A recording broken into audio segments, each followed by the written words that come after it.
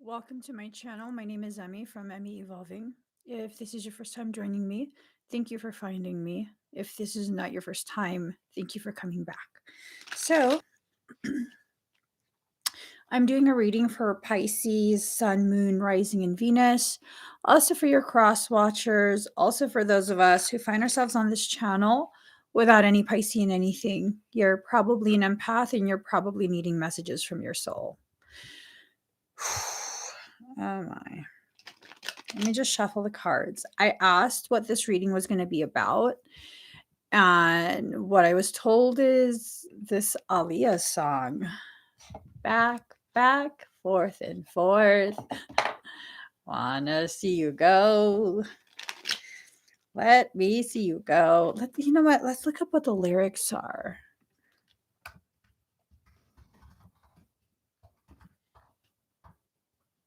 Let's see. What are the lyrics? Okay. Ready to swing, pick up my girls, and hit the party scene tonight. Okay. Oh. Now is the time for you to make your move to the dance floor.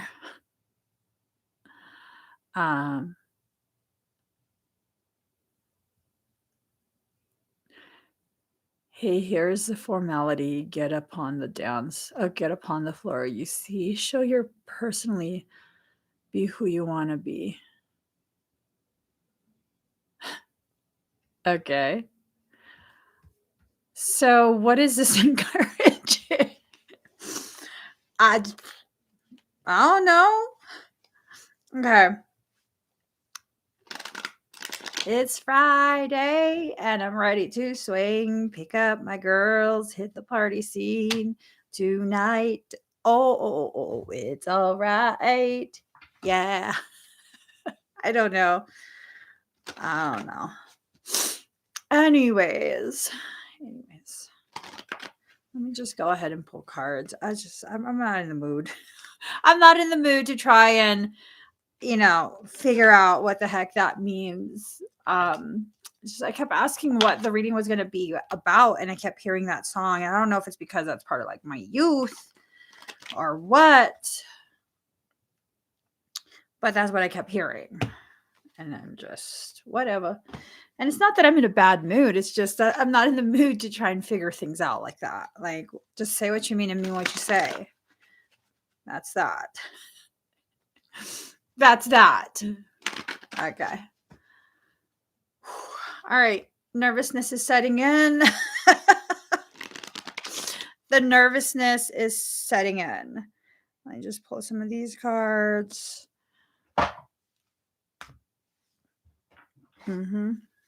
Interference. Once you know. Interference sigil's coming up. You guys just got to hang in there. Whatever's going on, whatever you're dealing with, eventually everything ends. I literally mean that. Eventually everything in your life, including what you're going through right now, it will end. Whether it's a good thing, a bad thing, the only guarantee in life, the only constant is change. Eventually things will end. Okay? Eventually. All right, let's get started. Okay. Okay. Intensification and death. Things are going to intensify until the end of whatever this cycle experience, whatever it is, until the end of that. This intensification probably needs to occur to help trigger an even more profound trauma-induced accretion. Balance. You're going to be encouraged to balance before balance is actually achieved. Okay. And that's the thing. People think that if they just live right, they'll have balance. You have to actually work towards what you want. If you work towards centering, a byproduct of centering is balance, but you're not going to just be balanced. you have to consistently work on creating some sort of balance between other people's perceptions of how you live and how you choose to live, how you want to live. Those two things are oftentimes at differing ends of the spectrum, not necessarily polar opposites, but at differing ends of the spectrum. Um, Stability. You'll become stabilized as you go through this period. I don't feel like there's really anything that you need to really truly be worried about. Uh, it's more of this like trying so hard to align something that's not meant for you, trying so hard to bring something to you that's not meant for you, that's not part of your truth and your potentiality. That's going to make things really, really difficult. I think part of what you need to do in this period is really just become very aware of exactly what it is um, your goal is. Most of us don't know what our goal is. Most of us think that if we listen to this person or that person, that should be enough, and it's never enough. You have to know what you're working towards. I was sharing recently, I don't know if it was in my classroom or here on this public forum. Part of why I never finished college was because I just wanted to major in everything, literally everything. And my guidance counselor, because I was assigned one, I would talk to him quite a bit. And he was just like, listen, you can't just take every class. Why not? And he would tell me, like, you have to work towards something. You have to first make sure you take all the classes that are necessary to further what your goal is. It's okay to want to learn and like to learn, but if you're going to accomplish a goal, you have to set that goal. And at that time, my goal was matriculation into a university because I was going to community college. And he just was insisting. I cannot just keep taking whatever class strikes my fancy. So I dropped out. I'm just like, no, I want to just learn. I don't want to freaking pick a specific class. And that got in the way, me not setting a goal and sticking to that goal absolutely got in the way of me achieving any goal. Okay. So maybe that's what the back and forth, forth and forth. That maybe that's it.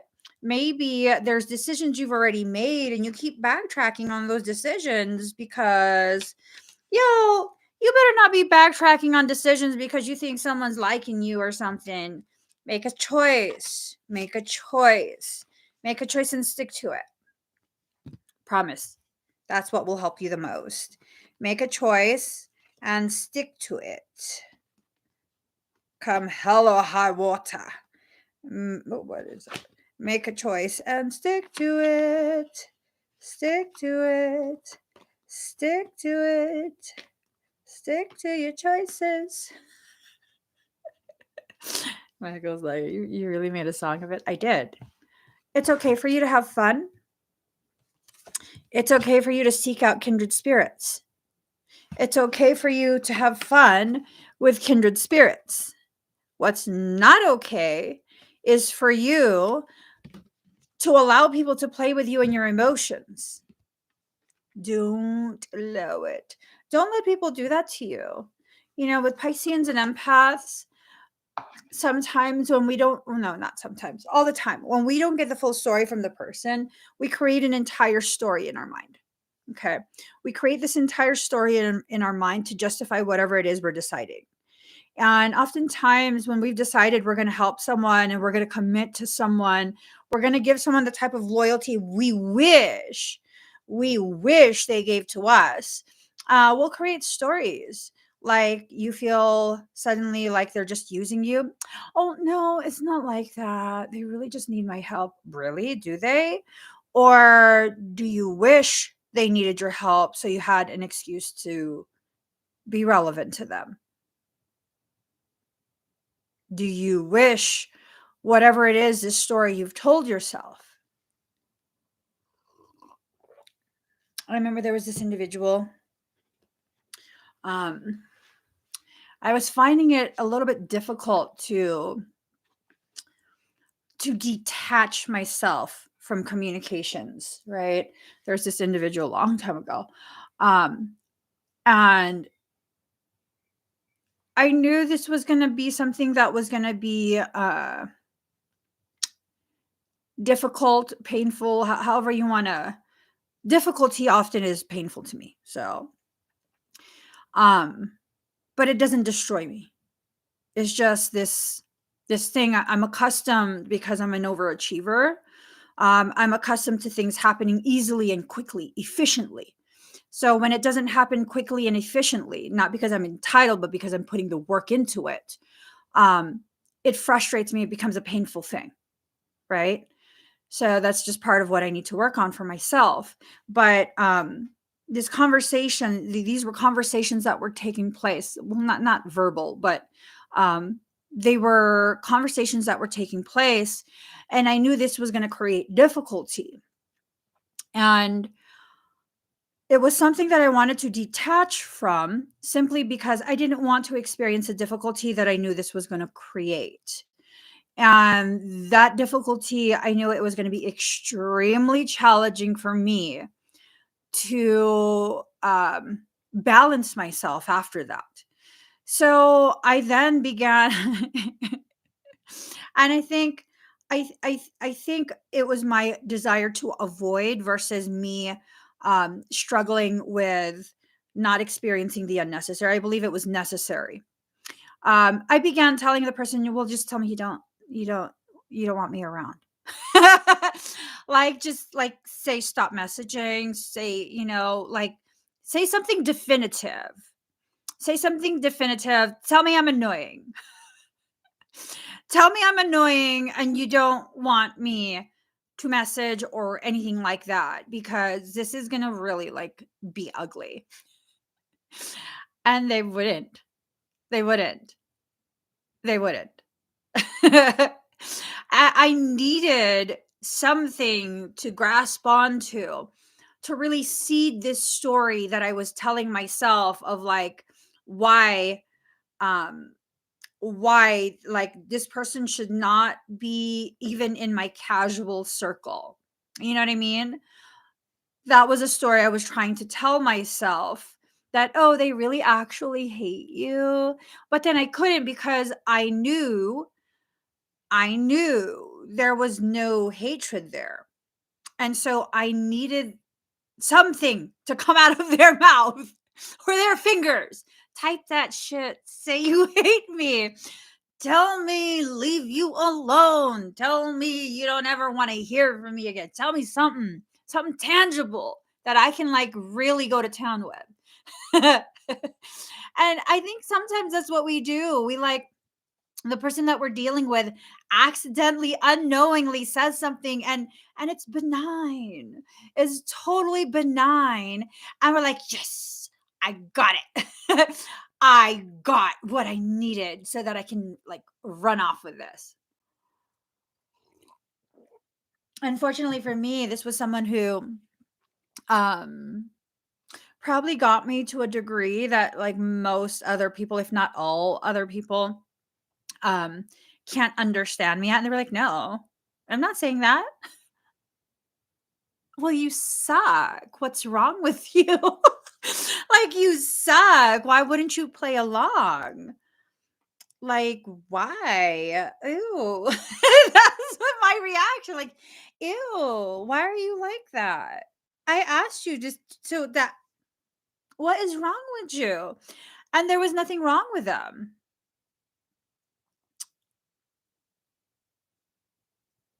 Be careful of mimics in dreams. Be very careful of mimics in dreams. There is a thing that mimics me. I typically don't go in people's dreams because I'm just such a introverted person. If I wouldn't just show up at your house unannounced in real life, I won't show up in your dreams, because it's the same thing. That's your spiritual house. Be very, very careful. Whatever I told you in that dream, whatever I did to you in that dream, question the shit out of it. If I gave you instruction, don't do it. Totally serious. Totally serious. If you guys ever dream of me, Most likely it's not me. I don't be going in people's dreams, trust me. No. No, no. I promise you. I promise you it's probably not me. So okay. Trust. Trust in your journey. Allow your innocence to help you see situations differently. Allow yourself to heal. We're not starting that type of reading again, are we? Michaela. Michaela. Michaela. Michaela. He's not fucking answering me. You better be attending to some sort of war for you to not be answering me. I feel you right there, bro. Acknowledge me, please. Is this another twin flame shit? Because if it is, I'm just gonna get ready for my session in the morning. Live stream's gonna be done. La, la, la, la, la. Bow to your partner. These type of readings make me puffy.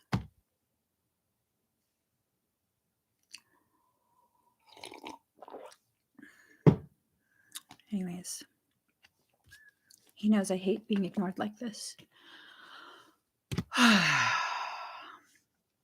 Two of Spring, a bright future manifested through hard work and creativity, partnering with others who share your dreams. Great progress being made. Just go ahead and continue working on yourself and your journey.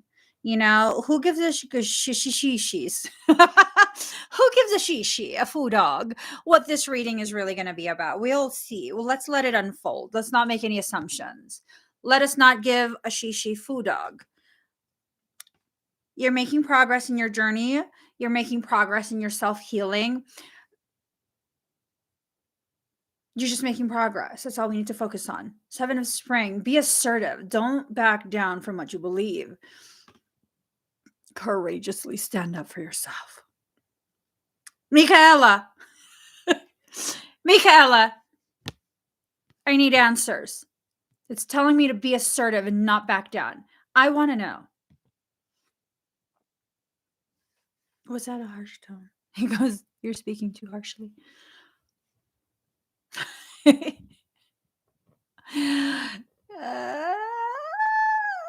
Okay.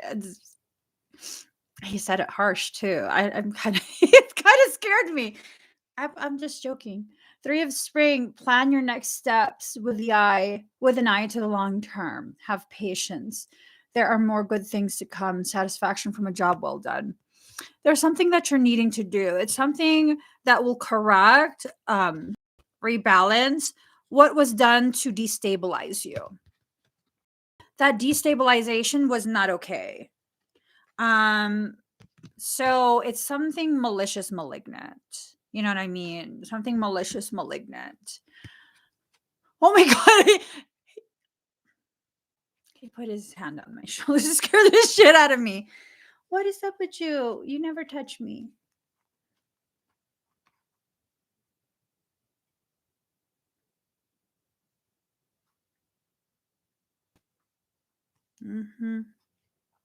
Someone's watching. They can keep watching. Michael is watching you too. Card number 24, vigilantly. Allowing yourself to be very, very careful about who witnesses the more delicate parts of you. Vulnerability is not something you need to avoid, but vulnerability in the face of people who seek to exploit that vulnerability when you are not yet strong enough to stand in your vulnerability without being affected. That's not a good idea. Okay? That's not a good idea. So, what the fuck's going on? They both have their hands. Stop it. They both have their hand on my shoulders. What is going on? You guys feel okay? I'm totally oblivious to whatever's going on.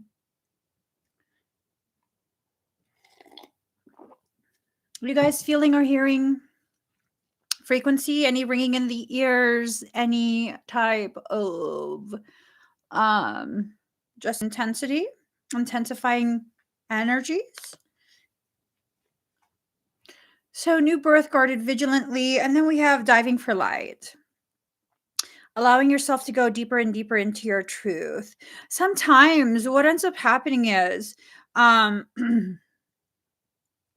sometimes what ends up happening is that whew, when someone wants to, like a fisherman, right? They're trying to pull you out of your waters. And sometimes the best thing to do is go deeper and deeper. Go deeper and deeper because eventually the string will snap. The string's gonna snap. Okay. Card number 16, what you want wants you.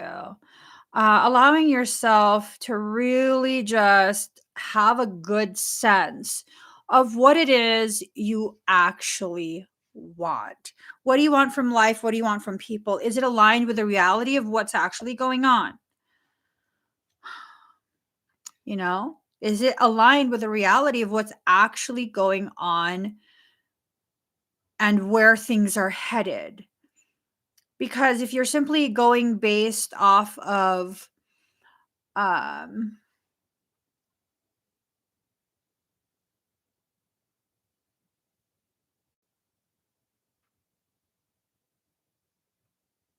hmm,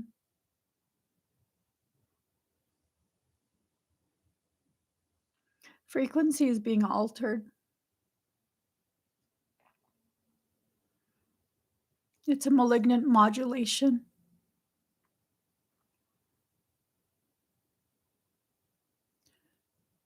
The stratosphere. It's coming down from the stratosphere, and there's a secondary frequency. They're trying to create a tritonal wave that pierces through even genetics.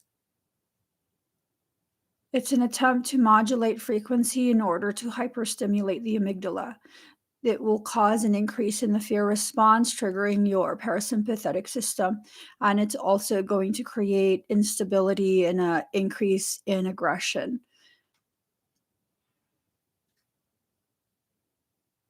You guys might want to shield your heads. You guys might want to shield your heads.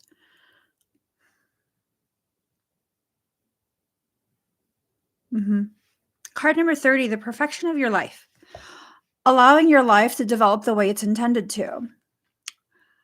Allowing yourself to really be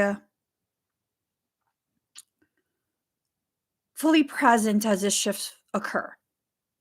You know, you have to allow yourself to be present as you shift, or else when you come back and things are completely different within yourself and your life, eh, you know, how are you going to know what's happening?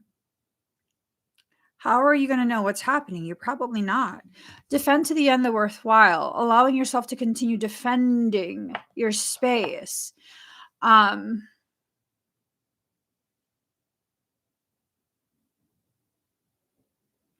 just this like knowing of when people are trying to do things to you, oftentimes is a very, very good defense.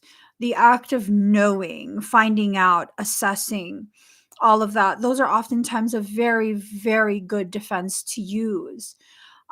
This thing of like ignoring and pretending everything's okay when you feel like something's super duper off, that's way, a prime way to get yourself messed up.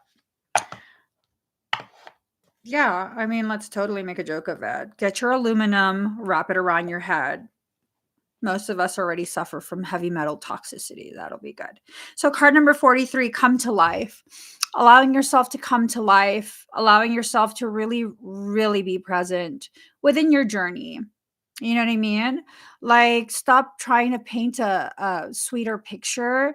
Instead, allow yourself to understand what's actually going on. Sometimes you'll be able to find information from like old texts that show you how honey was used as, a healing type of thing. And honey doesn't really expire. I think the oldest honey was like over 1,000 years old. The oldest honey they found in a jar was like over 1,000 years old. And it's just one of those things where the sweetness in your life doesn't have to expire. It's when we try and mix other things in with that sweetness that it becomes this like, ugh, yeah. I know that because I use honey as a sweetener rather than refined white sugar. And when the steam from my coffee or teas or whatever it is, inadvertently gets into the bottle, that's when things begin to crystallize and then the honey kind of goes to poop, you know? But that doesn't mean the honey is bad. It just crystallizes. I could still use that honey if I wanted to. So, just allowing yourself to really, really, really be present and accept your situations for what they are, opportunities to learn. Um, yeah. Hmm.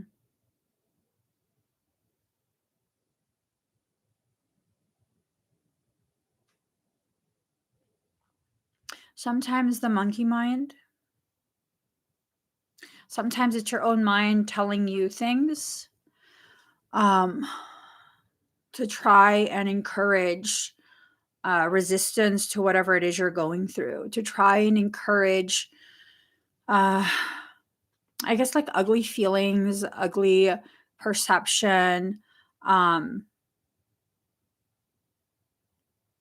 yeah.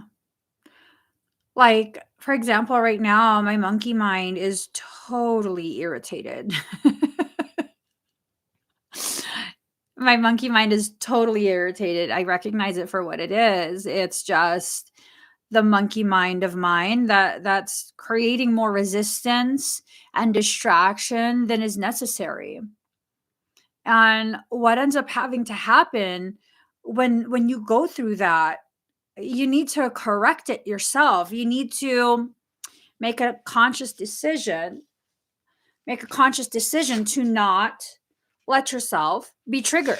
You know what I mean? Sometimes there will be people who come across your path and their only purpose in your path is to trigger you, to annoy you. And I mean, are you going to consistently accept that? You know what I mean? Sometimes you need to remove people, sometimes you need to just acknowledge like that's what it is. That's just it. They're just here to irritate and annoy. And I don't even have time to like remove them. Like that I don't need to address them. I need to just focus on whatever it is that my monkey mind is interfering with. Interference sigil. Recognizing when, interference is being run. I mean, that's very common. That's very, very common these days where, organic portals and just giving people benefit of the doubt, people who don't know any better, um, they'll be used by darker things to interfere. And I mean, I don't know. I'm kind of getting to a point where I'm just over the whole like, oh, well, people don't know any better.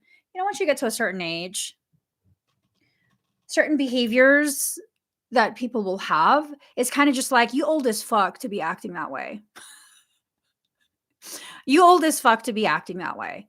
Sometimes I want to just say that to people. Like, you old as fuck to be acting that way. You might not be old, but you old as fuck to be acting that way. But then at the same time, it's like self-regulation for myself. Do I need to say that? Is that necessary? Because maybe that's gifting me with a better understanding of I'm old as fuck to be acting that way. I'm old as fuck to be allowing myself to be triggered, to allow myself to become simply reactive. It's just this back and forth, back and forth. Allowing yourself to recognize the back and forth it really will help you to better understand where you're actually at within your journey, the back and forth, back and forth. So, card number 34, in the world, not of the world. Allowing yourself to just be in this world with a knowing, an acceptance. You're not of this world, right? It's okay for you to not fit in. It's okay for you to be different. It's okay for you to understand the truth behind someone else's actions.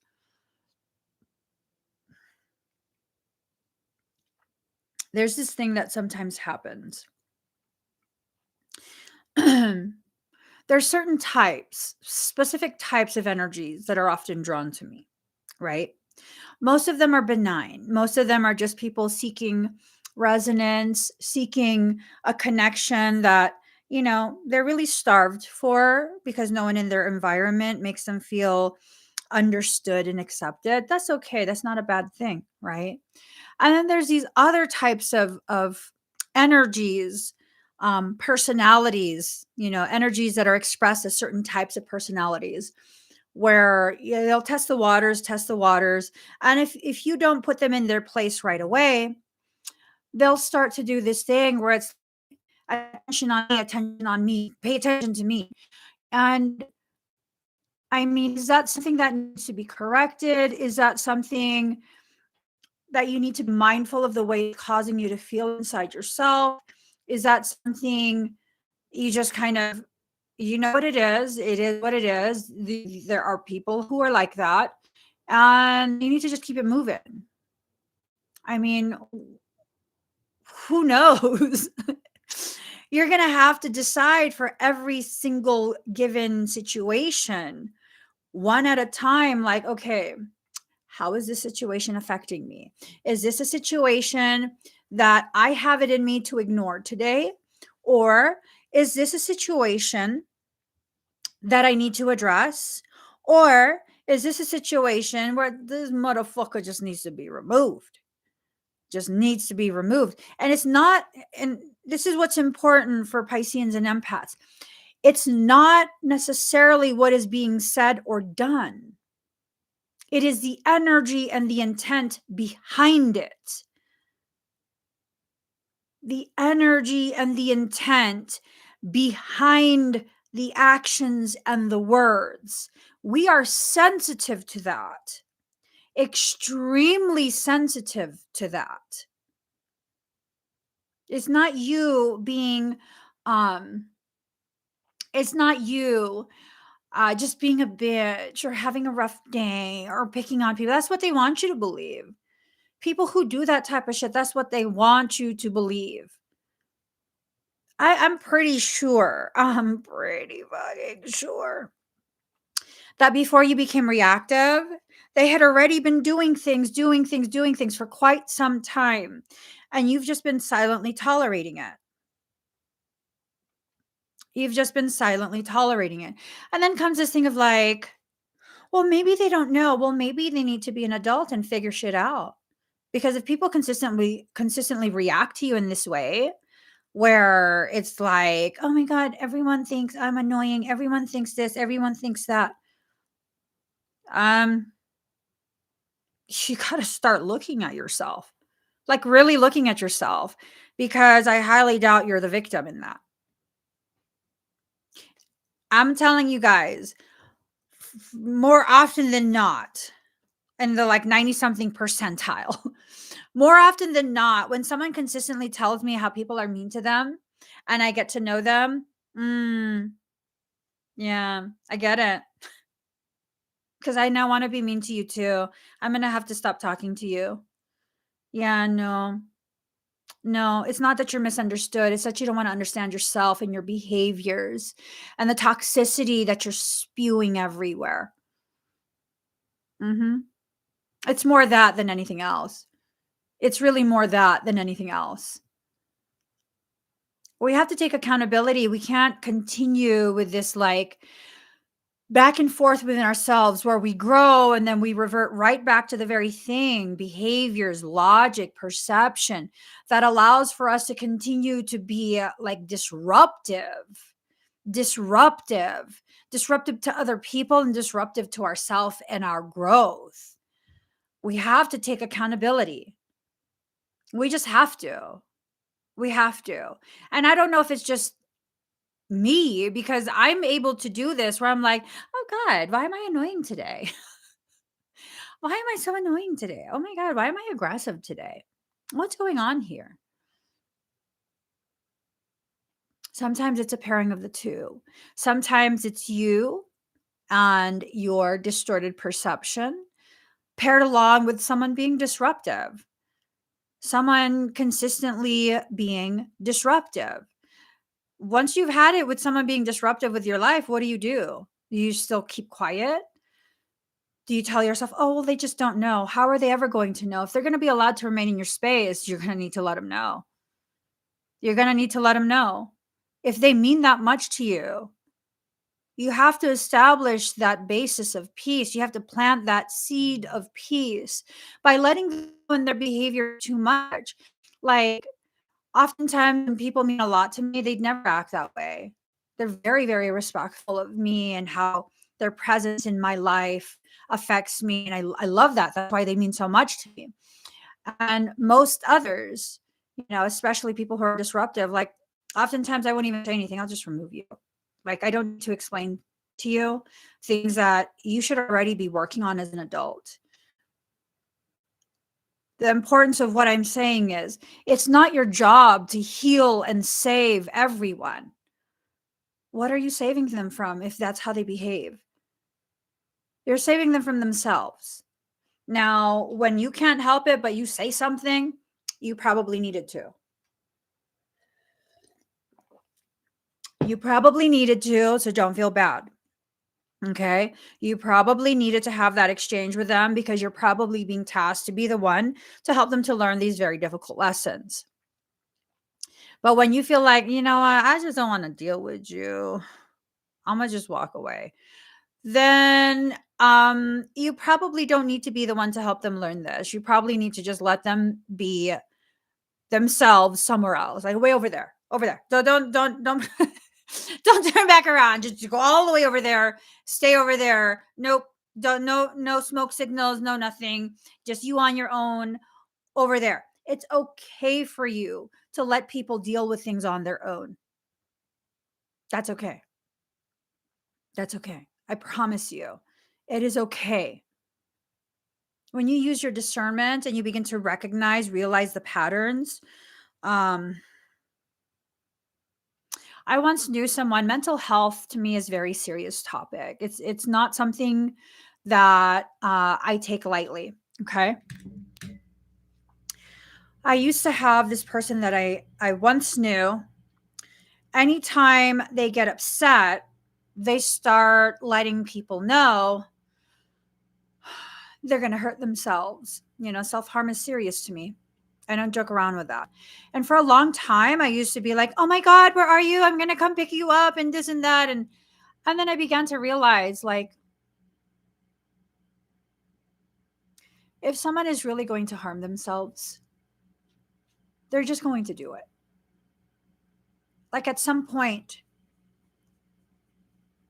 if they're really focused, really, really mean it when they say they want to harm themselves, you cannot stop them.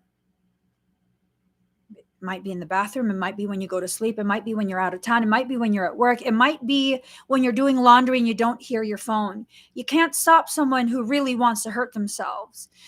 So for me personally, I began to realize this stuff fucking not cool.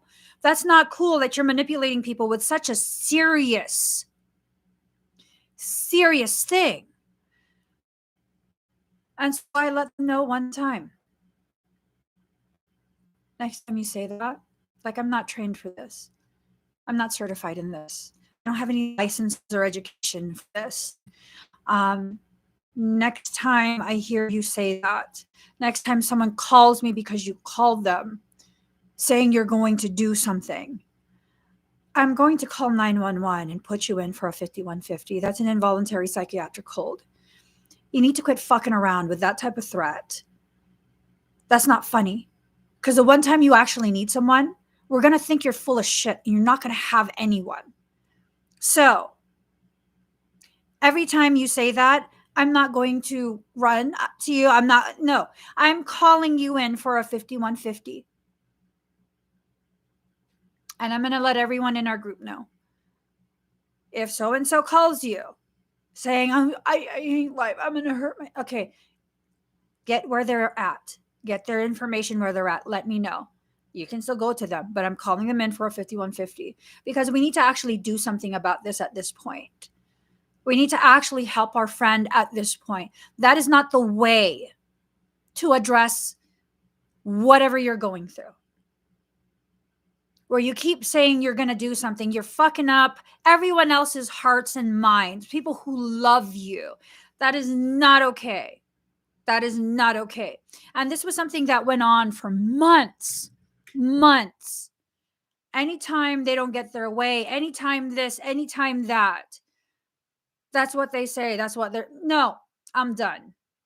The first couple times was really scary. And I thought like, oh my God, they might actually hurt themselves. No more. No, when people are holding your heart hostage. Recognize when people are holding your heart hostage. You cannot save them from themselves. I'm telling you, if someone really truly is suicidal, they will find a way. You cannot carry that on your shoulders. You need to get them the help that they actually need. You need to get them psychiatric and psychological intervention. If you're not trained for that, how could you ever possibly move with confidence in your attempt to love them in that way and support them through that? Now, you can be present and you can support them as they speak with a licensed professional. Okay?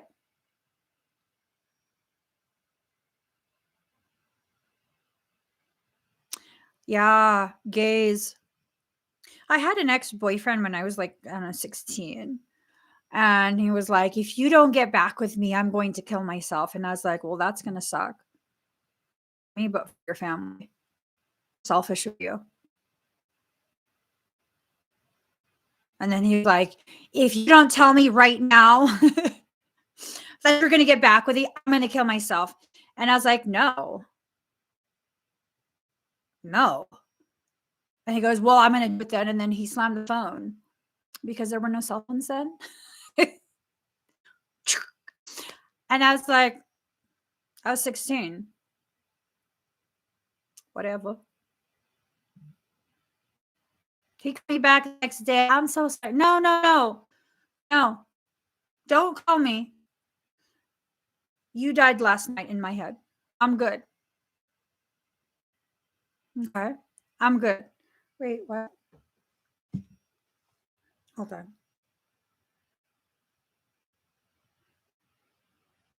Oh. Number 32, faith in the process. Having faith in the process that you're in. Stop allowing people to hold your heart hostage. Okay? Start the work that needs to happen to not let people hold your heart hostage. Like there's so many different variations, there are so many different variations to this holding your heart hostage. Some people will do this in a more covert manner where as long as there's other people watching, other people witnessing, they feel like you can't set boundaries and speak up for yourself because that's going to embarrass you, since it's going to make you feel or look like a bad person. Who gives a shit? Who gives an actual shit? If the people who are watching don't recognize that you're being manipulated in that way, who cares? Who cares what their opinion is? Speak up for yourself. Stand up for yourself anyways. See the true you. At the end of it, you know if you're a good person or not.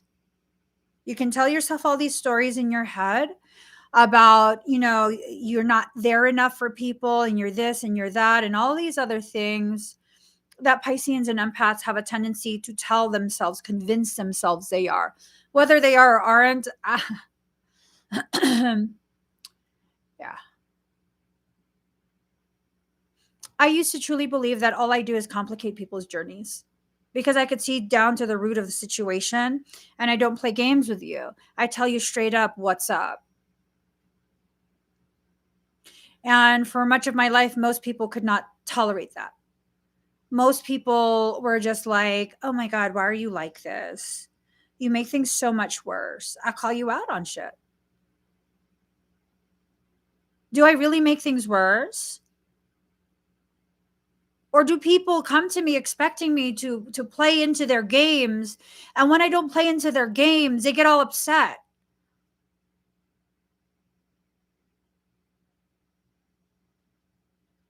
And because I didn't know myself at that time, I believed it. Like, oh my God, I just complicate things. I make things so much worse. I should just help and be quiet. I should just do what they tell me to do and be quiet. Because when I speak, it makes things worse. It doesn't make things worse. It holds people accountable for their absolute fuckery. Oh. So do people do that kind of shit with me? No, because people pretty much know I'm going to hold you to your fuckery. You don't like it, you don't have to stay around. This is who I am. This is how I am. When I see truth, I speak truth as I see it.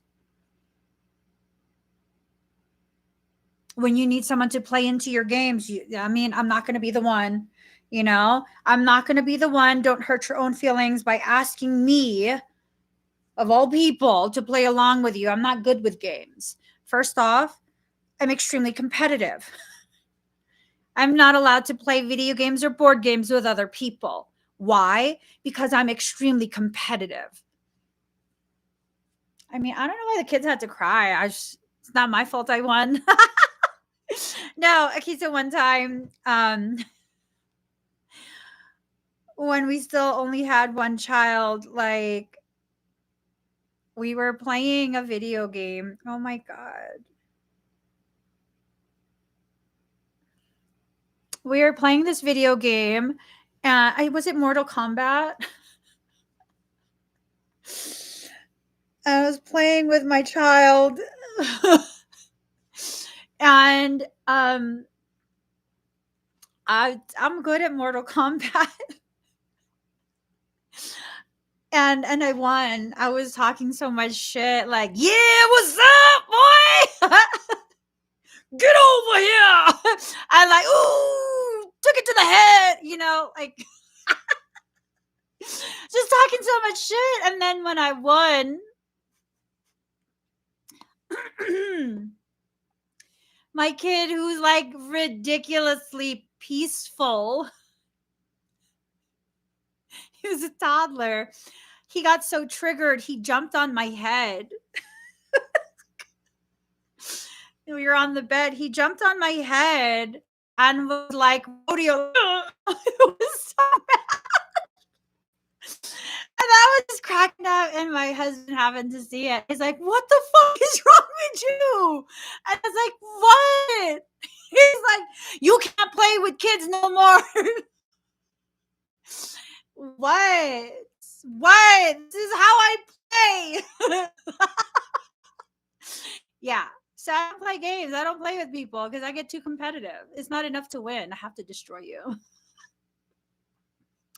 What? That's what made me badass in badminton. It's not enough for me to smash the birdie. I got to smash it in your face so you know. Asserting my dominance. Yeah, I'm not allowed to play sports. I'm not allowed to play video games. I'm not allowed to play board, even like Monopoly. You broke as fuck, boy. I just, no.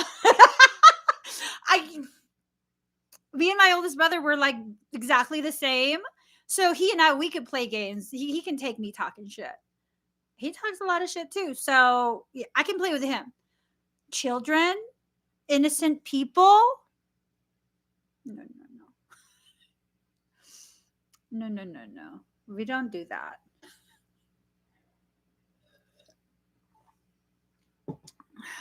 We don't do that. I'll beat the shit out of you, DJ Mass. Whenever I'm ready Monopoly, you'll be broke as fuck, boy. Oh my God. No. We cannot be that way. I'm sorry, DJ Mass. Let me not. That was like, was too much. That was too much. See? You see what happened? That's why. No, we can, there's space for all of us to win. We can all be winners. I'm just going to be the first winner. My aunt used to tell my baby cousins, like, oh, you're the first winner. You're the second winner. I'm like, no, second winners are first losers. I'm like, why are you lying to these kids? Second winner is first loser. Oh my God. I can't, even like flag football, like I was tackling people. I can't play that. Who would like to get rid of that person? Yeah, not everyone should get a trophy. Let me be the one. Here we go. Oh, wait. Let me report that first.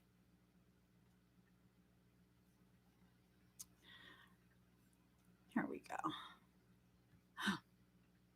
There we go.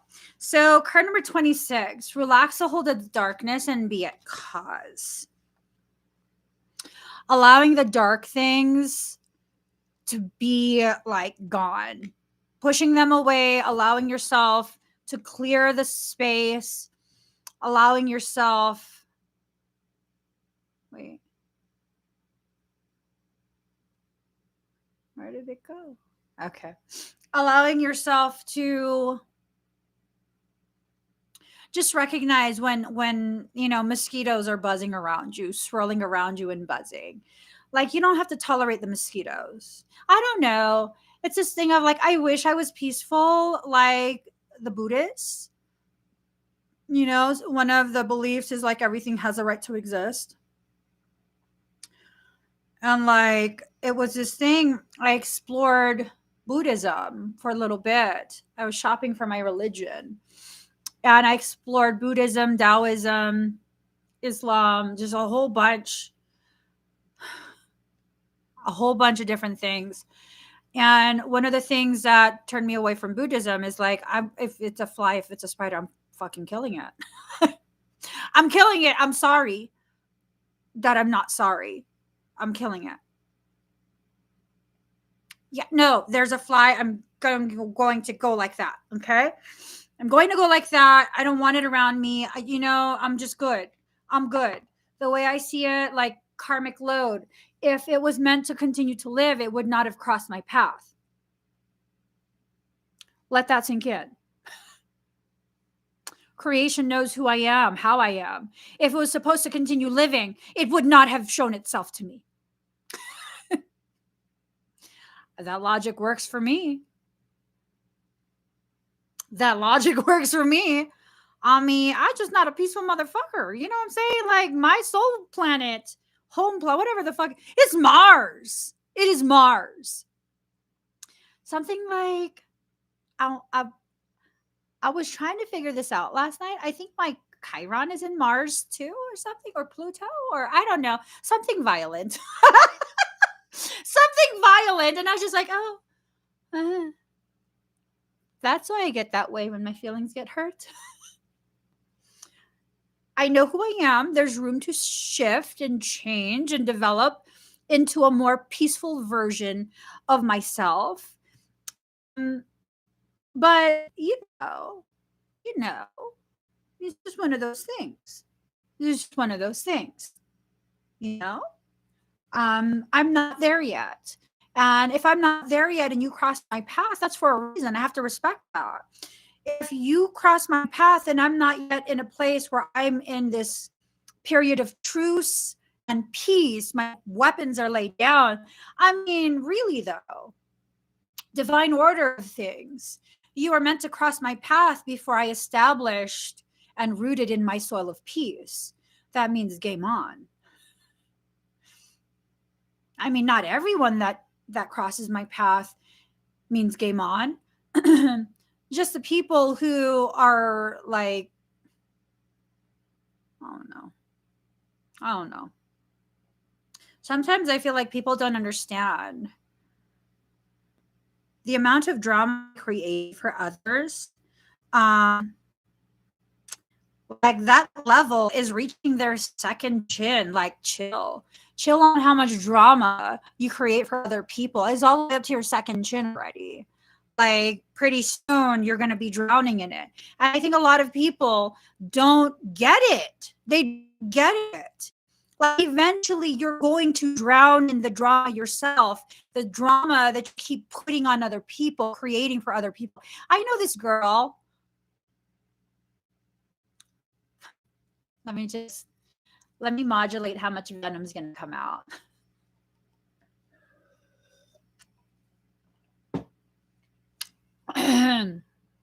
I know this person who is a covert narcissist. And what they do, because they have kids, what they do is, as long as they can benefit off of you, as long as they feel like they have you in their pocket, they encourage their kids to respect your opinion. The moment that they feel like they can't manipulate you in that way anymore, you're no longer of use to them. And so they tell their children who they use as a tool. They encourage you to bond with their children so they can use the withholdment of their children as a tool. So most recently, this person realized, like, I'm not going to join you there in shit talking. Like, I'm good. And so this person is now telling their children that I'm a witch and I cast spells and I'm evil, I'm wicked. Bitch, were you not the one that was just asking me for shit? And I was like, I don't do that. Weren't you just the one? I'm evil because I have crystals, but weren't you just trying to low-key flex by saying you sell crystals? Weren't you the one?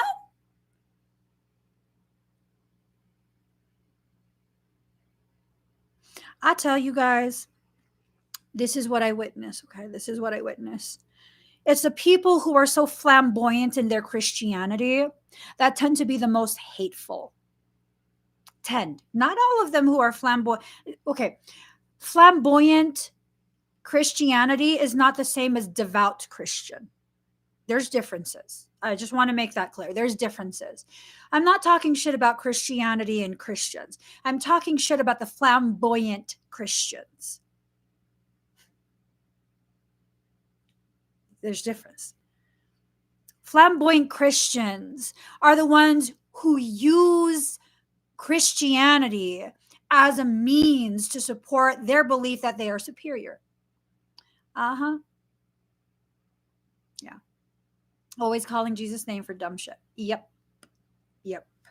Now, I'm a Catholic and I have aunties who, well, not aunties. I have one auntie who is trying to involve Jesus Christ and Mother Mary, Mama Mary, in her gambling shit. Woman, that is a fucking 3-foot tall Mama Mary statue you're carrying in the casino. The fuck? Are you serious?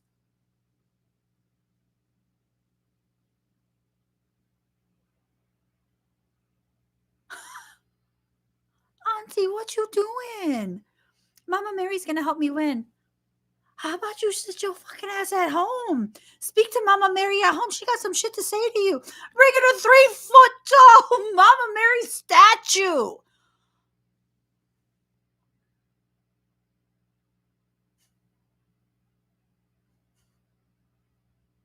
I thought my mama was crazy. She had me drive into Tijuana for a fucking Mary statue. That's okay. She didn't bring none of that shit to the fucking casino. What the fuck? You put on Mama Mary like that? You put on Mama Mary like that?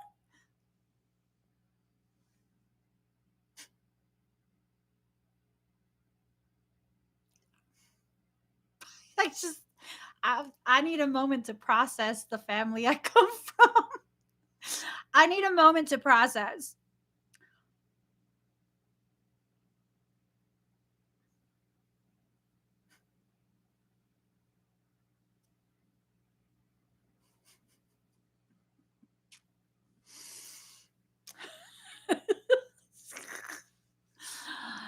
Even the devil can quote scripture to serve his purpose.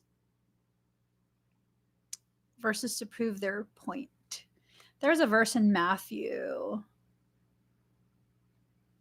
regarding do not judge lest you be judged.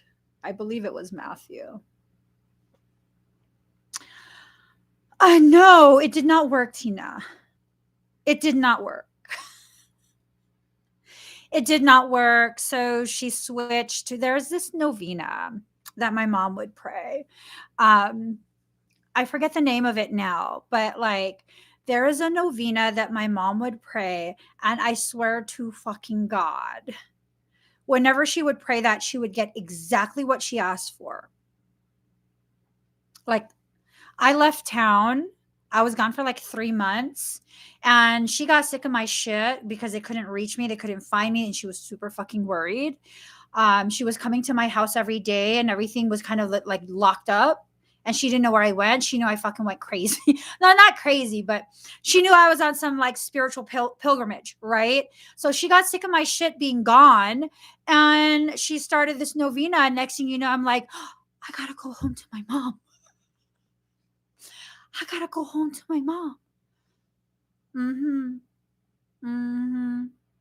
So because all of them, all the sisters know, like my mom's manifestation skill is like A1 Yola. You know what I'm saying? It's A1. And so they're like, oh, we all got to do this prayer. Sister gets whatever the fuck she wants when she prays this. We got to do this prayer. So then they switched to that. They had these little prayer groups, and they would pray before. I'm just giving y'all all my family secrets and shit.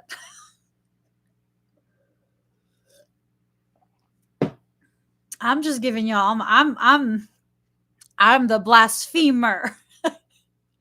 I am the sacrilegious one because, well, my aunt who really loved me, my Scorpio aunt, who's like my second mom. One year, my kid was like, I think he was almost a year old, or not, less than a year. I made him this little costume, and it was Jesus. It was a Santo Nino costume. If y'all don't be knowing Santo Nino, you don't be knowing. I made him into Santo Nino, and like he had his little cape with a gold embroidery, hand embroidered, and then I even drew in the bleeding heart of Jesus on the chest, and he had his little crown of thorns made of, and like my cousin was like, "You fucking bitch, you going to fucking hell? Why you do that to my nephew? You made him bleeding heart of Jesus Christ." I'm like, what? It's creative. And then my auntie, who just like, I can do no wrong in her eyes, she goes, oh, don't be that way. Your cousin just loves Jesus so much. She loves Jesus so much. She's using her baby to honor him. And I was just like,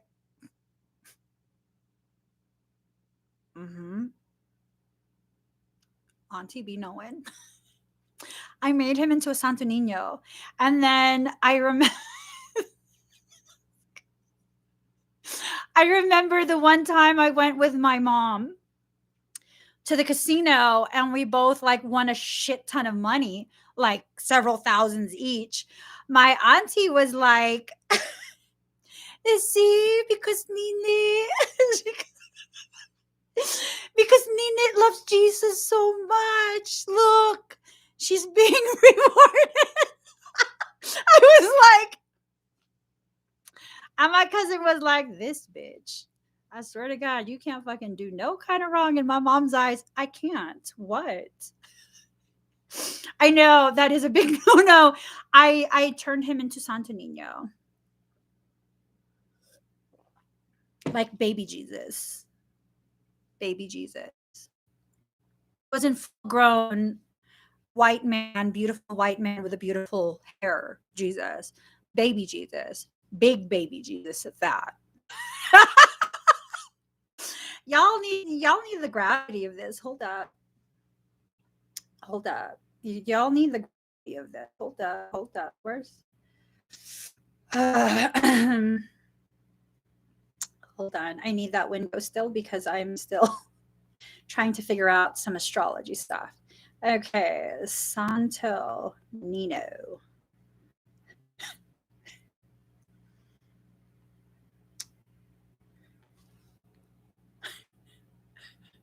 I crown too.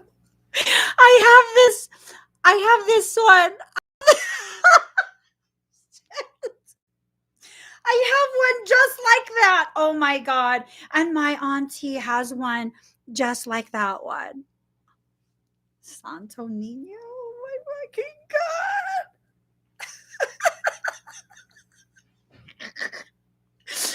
Oh my God. Oh my God. I'm fucking going to hell if it exists. Woo. Okay. If y'all know, you know. I'm just saying, card number 21, Beyond the Mind, the Heart Beats. Allowing yourself. I'll find it after. Okay. I don't, you know what?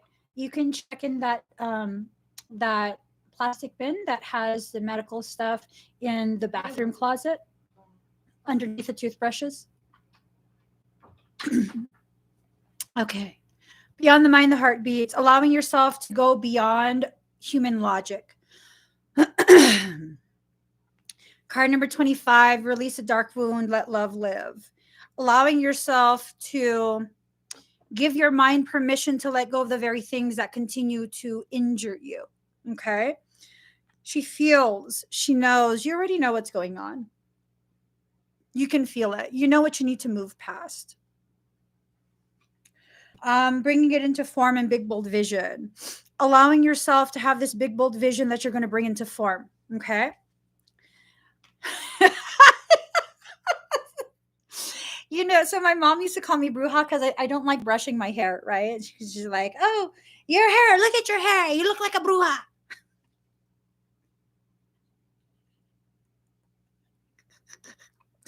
So at like certain times of the morning, she's doing this prayer. I think she gets up at like 3 a.m. or something like that. There's specific times that you have to do this novena. And so there were a few times where I woke because I was living with her. I woke up. It was like 3 something in the morning and she was doing this prayer because she's like, that's how she prays. She doesn't say it out loud, right? So I bust into her room at 3 in the morning and I was like, it's the witching hour. And she's like, oh, don't bother me. I'm praying. I'm like, what spells are you casting? She got so mad. She started locking her door. She started locking her door early in the morning.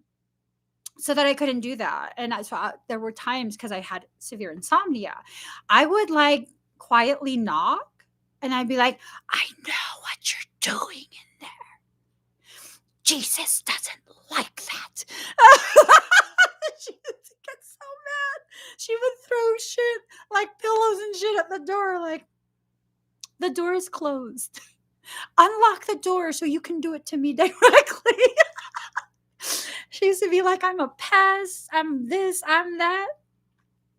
I'm still not the one whispering incantations in my room at 3 a.m. I know. She used to get so fucking irritated. Hey, you the one that unleashed me into this world, mama. You the one that unleashed me into this world. You can't be mad at me. You the one that made the decision to unleash me into this world. I used to tell her that too. She's like, why are you like that? I don't know. You're the one created me. I don't know.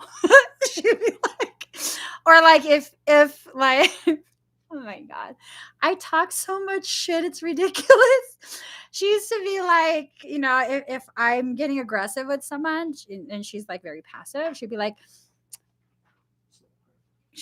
why are you? And this one? No, I don't have that. No, it's not. Don't break my stuff. It is. It's not.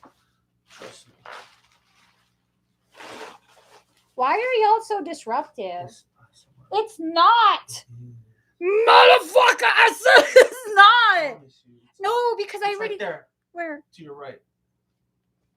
Don't touch my crystal. Forokaki. Anyways, she was criticizing me one day. She wanted to know why I was the way I was. And I was like, well, you don't like it?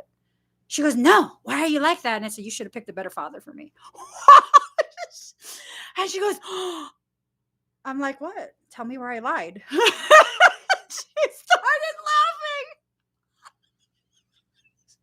She started laughing. I was like, well, it's nothing like you. That's why you don't understand. So I must come from him. You should have picked a better father for me. I'm just saying, better life choices, Mom. Better life choices. And she was just like, what? He's not going to know I said this unless you tell him. You snitch. Yeah, no. She's just like, how will he know? How will he know? He's not here. From my lips to your ears, Jesus protecting us both. I'm just saying. Yeah, she ended up laughing after that. Card number 10, overcome. You can overcome whatever your life sends your way. You really, really can. Stop believing that bullshit that you can't. Things challenge you to help you to learn how strong you actually are. Okay? Card number 3, betrayal. That's fine. Let people show you who they are. Believe them the first time they betray you. Card number 39, protection. You're protected.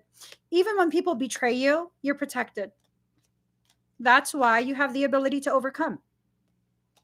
Sometimes the interference is what's used to see the betrayal. It's okay. You're protected. That's why you'll overcome. Okay? Card number 8, cycle sigil. You go through these cycles with these people quite a bit. So if you don't like the cycles, stop being around these people who encourage you to continue cycling. No joke. Why am I very selective of who I allow into my field? Sometimes even who's in the audience when I'm live streaming. If your energy, if something about you causes me to want to return to a more toxic way of being, you don't get to stay around me. You are not welcome. You don't get to stay around. And you're either going to leave of your own accord, or I'm just going to like straight up take your access away. And that's that. That's that. Why is toxicity not common in the comments when I'm live streaming? Because y'all are non-toxic. We all just kind of enjoying the space together. And for those of you who have been with me for some time, you know, toxicity in the comments, nuh-uh. Mm-mm. Zero tolerance. Zero tolerance. And some people be like, oh my God, you can't just assume things. I'm not assuming things. Just because your intuition doesn't work like mine doesn't mean I'm assuming things. Doesn't mean I'm judgmental. So for the people who tell you, like, you can't just assume things, you got to let them know, hey, instead of fixating on me and the good things I'm doing for myself to cultivate my space and remove toxicity, you should probably work on your lack of understanding of yourself and your intuition. Because the real question here is, how come you don't see this? How come you're not sensitive to other people's malicious intent? Why are you not seeing this? Why are you not feeling this? And why are you going out of your way to tell me to not listen to myself and my soul? Right, Sochi? It's nice to be in a space where toxicity is not tolerated. Yep. Yep. When there's no room for it, it cannot stay. Have you ever tried to stay at a hotel that has no rooms open? No rooms available? Yes, if you don't remove them, you're enabling them. Yep. Yep. Absolutely. That's why people who become reactive to me asserting my space, you toxic ass motherfucker, get the fuck out of here, shaitan. Shaitan, get the fuck out of here. You're not fucking welcome here. Or I shouldn't say those things. According to whom? The people who protect the ones who are hurtful and harmful to you and your peace. And if that's the case, if you identify someone as hurtful and harmful to you and your peace, why does their opinion matter? The only opinion that should matter is the one from your soul. Shed the parts of you that allow for people to get away with this type of thing. Allow yourself to change. As you shed and change and change and shed, abundance will come back to you. You will attract it. You will attract it. You will attract that abundance. Notice how they're both like an S shape. Mm-hmm. Okay. You will attract that abundance. And as you're in the process of this, something dark will try and interfere. We got both the interference cards. And you might be wondering, why do you have two interference cards in your deck? Well, one is just simple interference. Someone is interfering. Maybe it's your thoughts. Maybe it's your logic. Maybe it's your triggers, your traumas, whatever it is. Something's interfering. The other one, it's full on demonic. It's full on demonic. Okay. So let's get a final card. Hold on. Ask Bish a question, guys. Ask a yes or no question, probably to yourself. Bish,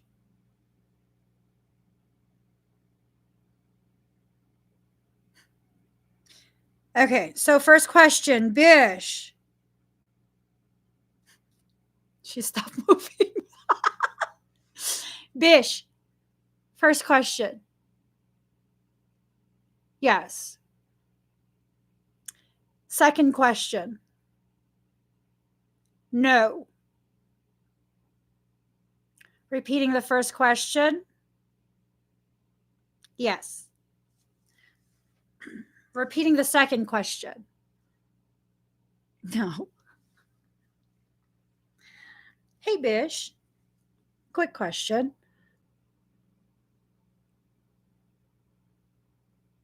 Yes.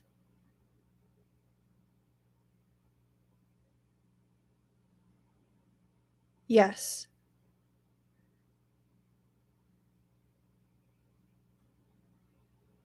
No. Okay. I'm just saying. I'm just saying.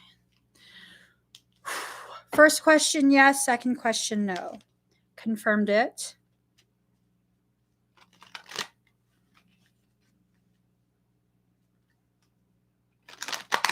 Whatever your guys' question is.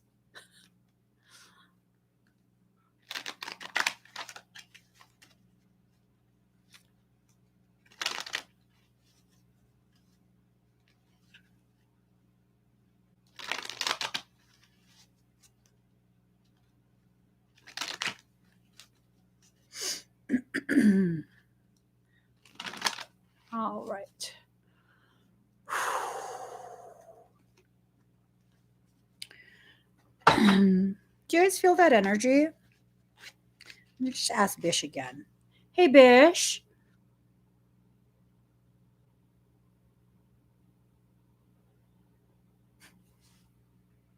I'm going to ask Bish one more time. Bish. Bish, is that what I'm sensing?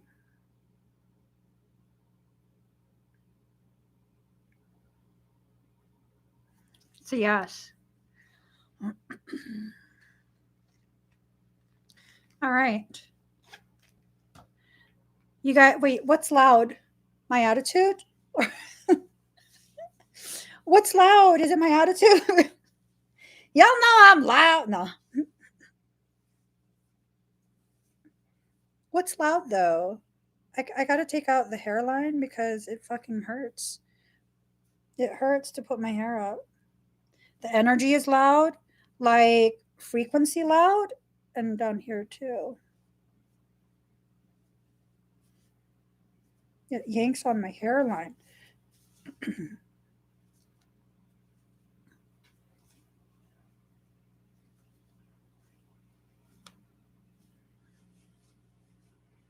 All right. So let's just get started. And giddy? It's loud and giddy? Oh, it's all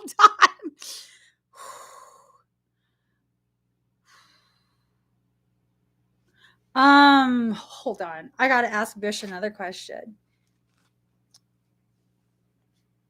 Bish?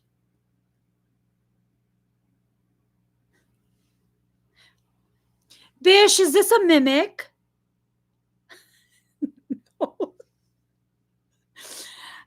Okay, Bish. Is this a demonic mimic?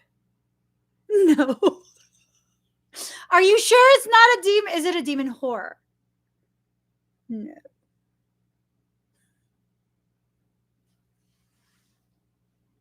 Let me just stop. I was just gonna put it away. Bish is tripping right now. I feel it. It's a connectivity. It's a connectivity. See this? It's Tibetan. Put this right there. Just put it right there. Okay. Let's just read the card.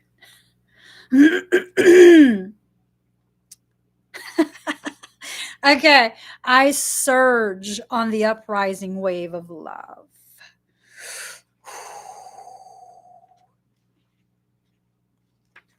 Oh my God.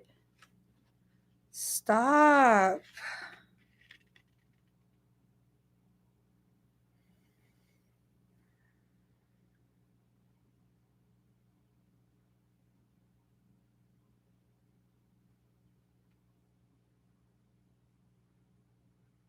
All right.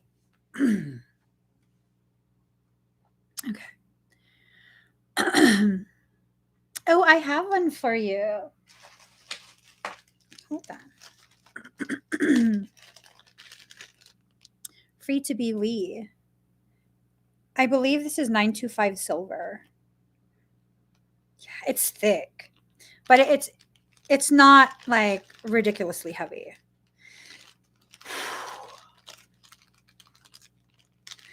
So Michael's talking about merger points. Michael's talking about merger points. Okay. So my life can be summed up in 3 accounts. I was raw, I was cooked, and I was burned. That's a dragon. I surge on the uprising wave of love. No gravity can stop me from rising. The moon pulls a tide of life towards her, and my soul, in oneness with all of life, answers her call. A wave of love consumes me, and upwards I fly, flying through water to greet her shining body. Led by my heart, my wits, are addled and my mind becomes a blurry mess. And so I feel the truth of her love and the divine reflection she shines back at me from her radiant heart. Greater forces of planetary movements affect us all. We experience day and night through the interplay of the earth, sun, and the moon. This is a profound and obvious effect. The movements of the cosmos affect us deeply, body and soul. Some movements are perhaps less obvious in form, but are just as great, if not more so, in effect upon our spiritual growth and life experiences. You are going through a cycle, or very soon will be, by which you will be moved by forces greater than your own personal will.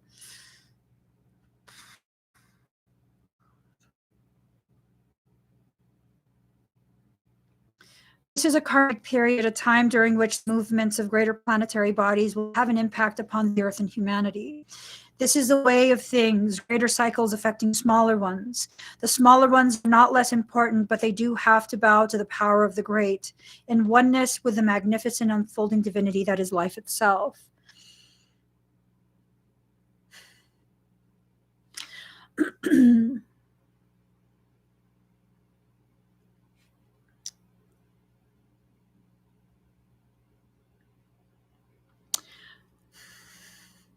Michael says it's important for me to say a line from like my most favorite poem ever. It's by Pablo Neruda. He says to say it from memory, not to look it up. I love you as all dark things are to be loved, between the shadow and the soul.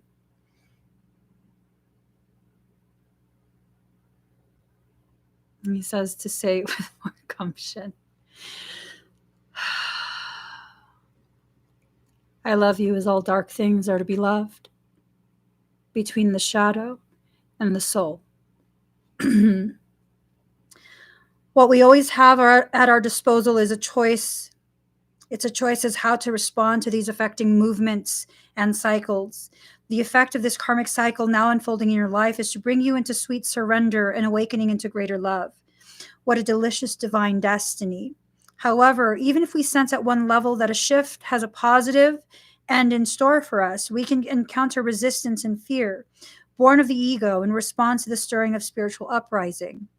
We may quake in our holy body and wonder if everything is getting out of control and into some disorder. We will be right in our sense of imminent chaos. The disorder, however, is the ego perspective because its range of vision is too small, too limited to comprehend the greater workings of the planetary systems that move life towards love. That is as it should be. The teacup is not made to hold the ocean, just actually a cup of tea. But if we begin to imagine that the cup of tea is preferable to the ocean, simply because it's more containable, how much we miss out on. So someone tried to replace the ocean with a cup of tea.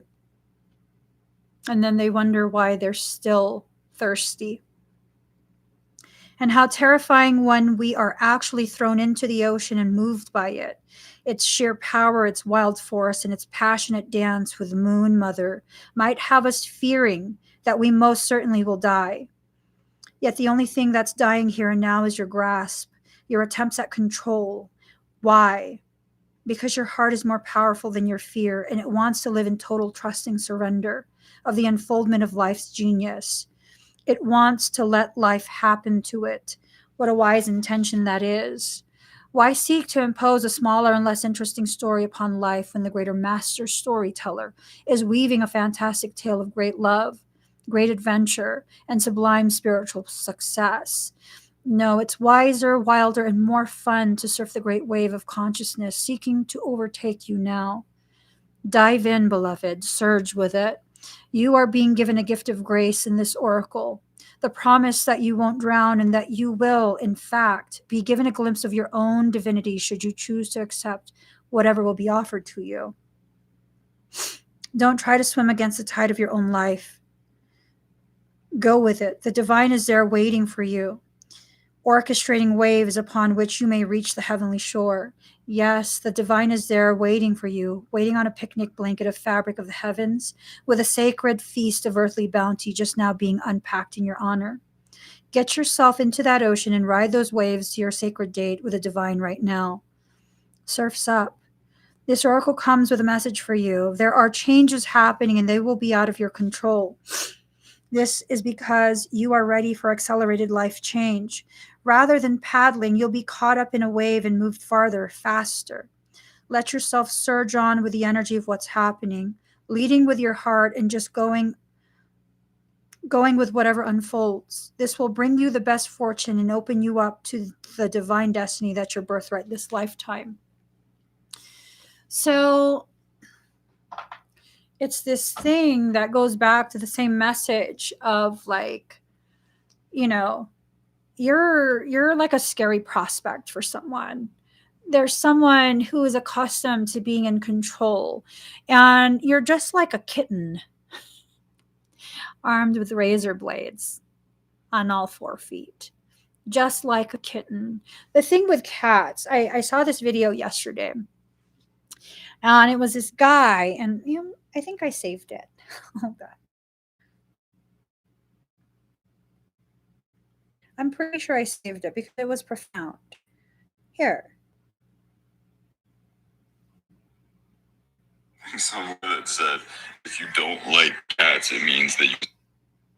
Okay, so I recently read something somewhere that said, if you don't like cats, it means that you associate love with control. And I think that's probably true, because I notice a lot of the people that I have come to my house that don't like cats, they'll like try to approach them like really quickly, like, hey, like you'd approach a dog, and naturally, cat runs away like cats do, and then they're like, oh, this is why I don't like cats. And I'm just like, so that's just like so crazy to me that like, because the animal didn't immediately want you, it's just love and affection from boom, the first moment you don't like it. And to me, like, this is why I do like cats. They're not blindly loyal to you like a dog. You have to earn their trust, earn their love, earn their affection, and they still have their own mind and they do what they want to do. They have their individual. They're not just a blindly loyal slave like a dog. And don't get me wrong, I love all animals, in all honesty. I love dogs too. I'm not a dog hater, but I noticed there's a lot of people that are like cat haters because cats aren't just like, ooh, I love you. And I feel like that it's kind of like almost a red flag about a person that you just expect an animal to just love you and fulfill what you want and give you affection without you doing anything for the animal. Like, is that how you treat people in your daily life too? Yeah. It was profound. It was so profound. Someone treated you, seen you like some sort of feral cat, where they liked the concept of you. They loved the aesthetics. They love how wild you are. And it's been their goal to tame you because they want to. Because love to them carries with it a component of control. If you don't allow me to control you, you're not worthy of my love.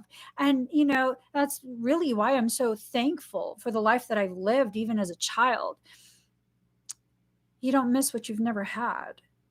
You don't crave what you've never had. So now, as an adult, in the instances where I receive love from others, it's nice. It's a nice thing, but is it necessary for me? Well, I've lived my whole life basically without it. So it's not a necessity, at least for me. It's not something I consistently need. And, if that makes me more cat-like, because I've had so many people tell me like I'm totally a cat. Yeah. I look at Felix, my cat. Sometimes he's asshole-ish, and sometimes he's so sweet. It really just depends. What are you trying to do? Are you like, and he loves me. He fucking adores me. Okay. He yells mom. He literally yells mom. He's calling for me. Mom! Mom! I'm like, motherfucker, stop yelling mom. But he yells mom when he's looking for me. And here's the thing, even though he loves me, he's been mad at me for the past like week, I want to say. I haven't really spent time with him, and I yelled at him last week because he did some shit that I didn't like. So I yelled at him. I said, "You're an asshole." And then I went off to work. So he's been pissed about that since then. And typically when I wake up in the morning, he runs to me, I pick him up, and he hugs me around the neck, and he goes like this to my face. And he's like, "I love you. I love you." And lately I've been picking him up, and he just goes to one shoulder, like, "Just pet me already, get it over with," and then put me down. And because he's been doing that, that's caused me to think, like, that's not an assholist thing. Like, I did something, you're upset with me. You're upset with me. I love cats. I love cats, and I've owned dogs my entire life. Felix is the very first cat that I've ever had, and I've never felt such a camaraderie with a being before. Like, he gets it. He gets it. He'll let you touch him, but only to a certain degree. And you have to watch him and know when he's done with you. Because if you continue touching him when he's done, he'll bite you. But he's a very gentle cat. He's a rag doll. They're not aggressive at all. Like, at all. They're just like, they go limp. They go limp noodle when you pick them up. And Joy could be like chomping on his tail. He does not fight back. He just lays down, like, "Mom! Mom!" Like, fuck her ass up, boy. So, like, when he bites you, that's how you know you've taken it too far. You've taken it too far. You haven't paid attention to his cues. And he needs you to remember there are boundaries that exist that are unspoken, that you should always be mindful of. And it's true. I want a Maine Coon. One of my BFFs has a Maine Coon. Oh my God. I like dangling off his nutsack. He's so fucking gorgeous. He's just so fucking gorgeous. I'm like, oh my God, he's so handsome. I'm just saying. Yeah, cats tend to not take anyone's crap. You know, he lets me brush him. He lets me bathe him. And he doesn't do anything to me when I bathe him. But when I cross that boundary, you best believe. You best believe. You best believe I'm going to catch the claws and the teeth. So, cats, that was a very beautiful sentiment in that video. Love is not something that should control you. When someone says they love you, it needs to be a real type of love where they're not trying to control you. They're not trying to dictate things to you. And, you know, like, that's not love. Control is not love. And if you want to be in this thing of like dominant and submissive, like, the reality of that situation is not someone just dictating to another. There are conscious conversations that take place where the sub asks you, is okay with you, sets boundaries for you to determine what they want.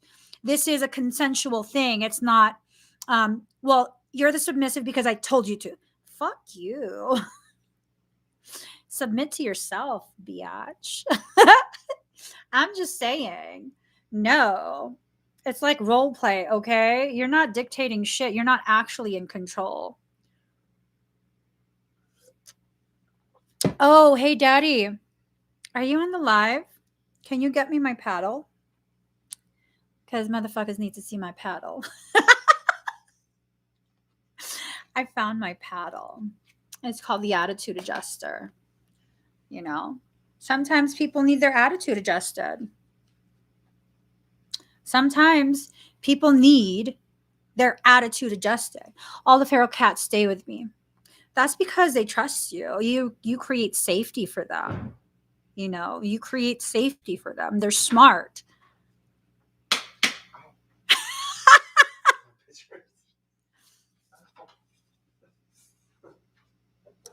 the attitude adjuster.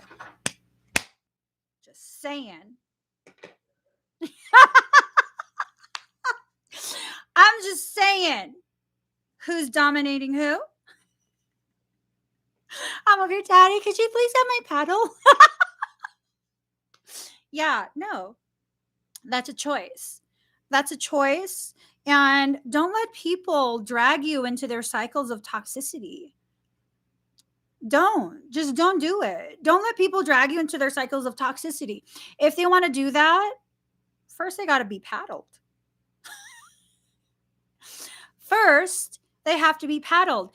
Juan, sir, I'm concerned for you. I'm concerned for you.